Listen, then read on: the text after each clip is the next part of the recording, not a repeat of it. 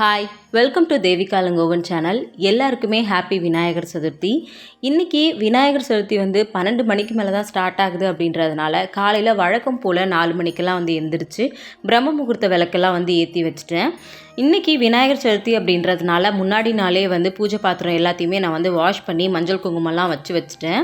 அது மட்டும் இல்லாமல் உருளியில் புது பூலாம் மாற்றிடலான்னு சொல்லி காலையிலே அந்த வேலை எல்லாத்தையுமே முடிச்சிட்டேன். இன்றைக்கி விநாயகர் சதுர்த்தி பார்த்திங்கன்னா 12 மணிக்கு தான் ஸ்டார்ட் ஆகுது அப்படின்றதுனால மதியம் பூஜை பண்ணிக்கலாம் அப்படின்னு சொல்லிட்டு விட்டுட்டேன். எப்போவுமே வழக்கமாக காலையில் ஒரு 7:30க்கெல்லாம் விநாயகருக்கு பூஜைலாம் எப்போவுமே பண்ணிவிடுவேன் வருஷம். ஆனால் இந்த வருஷம் டைம் மாறி வர்றதுனால 9 மணிக்கு மேலே தான் நல்ல நேரம் இருக்குது. அதனால் விநாயகரை 9 மணிக்கு மேலே வாங்கிட்டு வந்தால் தான் நல்லது அப்படின்னு சொல்லியிருந்தாங்க. அதனால் அவருக்கும் இன்றைக்கி ஆஃபீஸ் இருந்துச்சு. அதனால் ஈவினிங் ஷிஃப்ட் போக சொல்லிவிட்டு மார்னிங் அவரை ஒரு 9:30க்கு மேலே தான் போய் விநாயகரை வாங்கிட்டு வர சொன்னேன். வாங்கிட்டு வர்றதுக்குள்ளே நான் என்ன பண்ணேன்னா ஒரு 9 மணிக்கு மேலே தான் விநாயகருக்கு படைக்கிறதுக்கு எல்லாமே செய்ய ஆரம்பித்தேன். கொஞ்சமாக வெள்ளை சுண்டல் மட்டும் ஊற வச்சுட்டேன். அதுக்கப்புறம் பார்த்திங்கன்னா வடை செய்யலாம் அப்படின்னு சொல்லி உளுந்து ஊற வைக்கலாம் அப்படின்ட்டு இருந்தேன். உளுந்து பார்த்திங்கன்னா என்கிட்ட ஊர்லேருந்து எடுத்துகிட்டு வந்து தோல் உளுந்து தான் இருந்துச்சு. சரி, அதை காலையில் கொஞ்ச நேரம் ஒரு 2 hours ஊற வச்சா போதும் அப்படின்றதுனால தண்ணி ஊற்றி நான் ஊற வச்சுட்டேன்.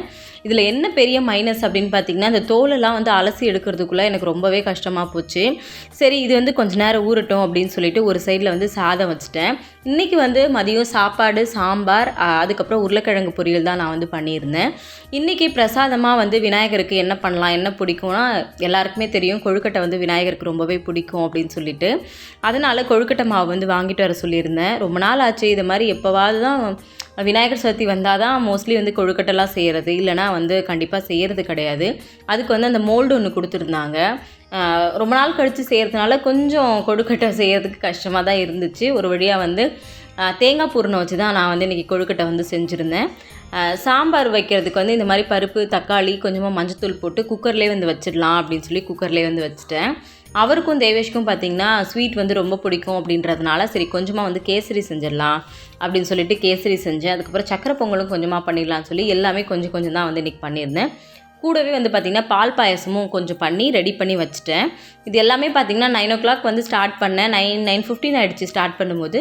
ஸ்டார்ட் பண்ணி ஒரு 11:30க்கு எல்லாமே ரெடி ஆகிடுச்சு. அவரும் குளிச்சுட்டு ரெடி ஆகிட்டு வந்துட்டார். இப்போ எல்லாமே கரெக்டாக இருக்கா, ஏன்னா இது டேஸ்ட் பார்த்துட்டு நம்ம சாமிக்கு படைக்க முடியாது அப்படின்றதுனால எதுலேயுமே உப்பு காரம் எதுவுமே பார்க்கவே இல்லை. எல்லாமே அப்படியே தான் இருந்துச்சு. எல்லாத்தையும் ஒரு தடவை எல்லாத்தையும் ஃபுல்லாக அலைன் பண்ணி வச்சுட்டு சரி இப்போ நம்ம விநாயகரை ரெடி பண்ணிடலாம் அப்படின்னு சொல்லி விநாயகர் ரெடி பண்ணுறதுக்கு போயிட்டு ஹாலில் தான் விநாயகர் எடுத்துகிட்டு வச்சுருந்தாங்க.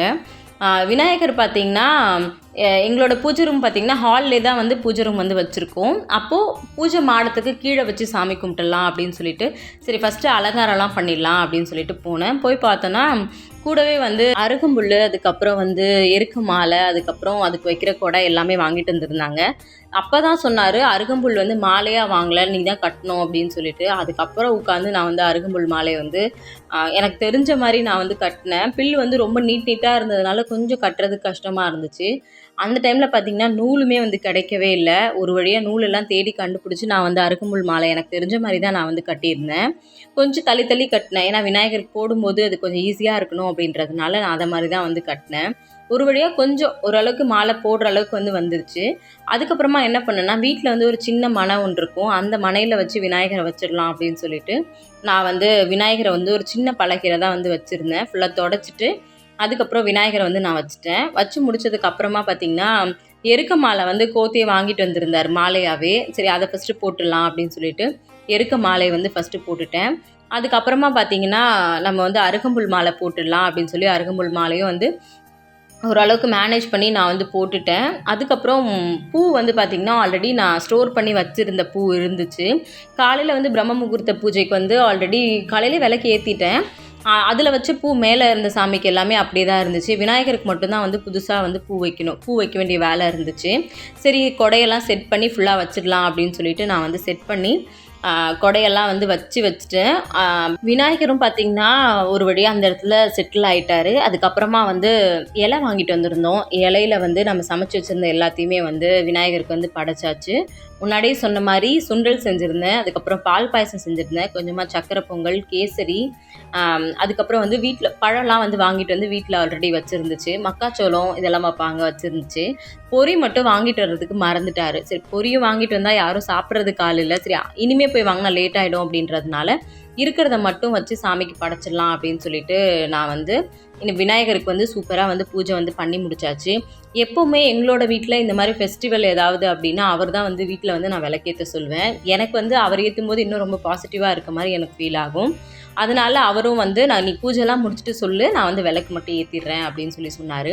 காமாட்சி அம்மன் விளக்கு மட்டும் அவர் ஏற்றுவார். அதுக்கப்புறம் அவர் கற்பூர ஆரத்தியெல்லாம் காமிச்சு முடிச்சதுக்கு அப்புறமா மறுபடியும் நான் ஒரு தடவை வந்து காமிப்பேன். தேவேஷுக்குமே வந்து கற்பூர ஆரத்தியெல்லாம் காமிச்சு முடிச்சுட்டு தான் வந்து சாமி கும்பிடுவான். இதே மாதிரி தான் இன்றைக்கி எங்களோட வீட்டில் வந்து விநாயகர் சதுர்த்தி வந்து போச்சு. ரொம்பவே ஹாப்பியாக இருந்துச்சு. இனிமேல் பார்த்திங்கன்னா நிறைய ஃபெஸ்டிவல் வரும். அதுவும் இந்த மாதிரி ஃபெஸ்டிவல்லாம் வரும்போது எனக்கு பர்சனலாகவே ரொம்ப ஹாப்பியாக இருக்கும். காலையில் எழுந்திரிச்சு சீக்கிரமாக சாமி கும்பிட்றதுக்கு எல்லாமே எனக்கு ரொம்ப ஹாப்பியாக இருக்கும்.